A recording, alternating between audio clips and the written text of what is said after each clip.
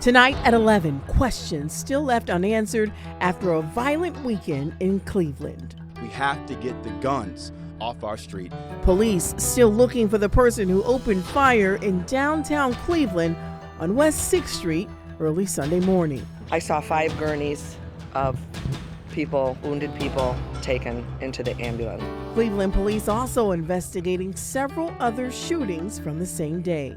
And until we start incarcerating the people that need to be in jail, they're going to continue to commit violent crimes. Emotions running high from leaders, activists, and Clevelanders with differing takes on how to make the violence end. I don't care if he's got to get the 82nd Airborne in here. I don't care if it's a National Guard. I don't care who he has to get into this city to start patrolling these streets to send a message that this chaos is going to cease. At least 9 people dealing with gunshot wounds from this weekend's mass shooting in Cleveland's Warehouse District. And tonight, that shooter is still out there.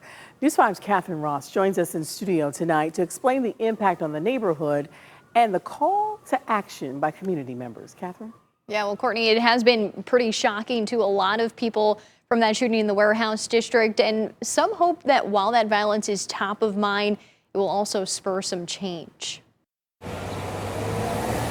Cleveland's popular West 6th Street back to its typical summer evening atmosphere Monday. I still feel safe, carry about my day-to-day the same way, but, it makes you think a little bit. Routines were disrupted in the early hours of Sunday morning. We live sort of just above here, and so we just kind of woke up because we heard the gunshots. You kind of know what they sound like, and they just reverb through the street. Shortly after bar closed, police say an unknown person fired into a group outside, injuring 9 people. You hear about stuff like that happening all the time, but hearing it happen so close to home, it was, kind of surreal a little bit. It was a major event during a violent weekend around Cleveland, where 2 people died and at least a dozen others were injured in 4 shootings in 24 hours. Some in the Warehouse District tell us despite the violence, they'll likely go about business as usual. Sadly, we probably won't change our behavior, but just always be kind of aware. And I think living downtown, you have that awareness all the time anyway, so I guess maybe it's just heightened for a little bit.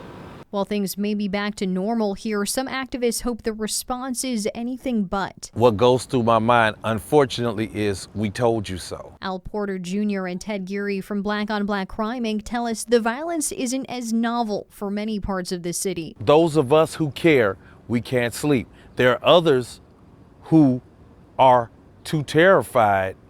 They can't sleep either. The group says it's been calling for more investment in the communities plagued by violence and the young people surrounded by it.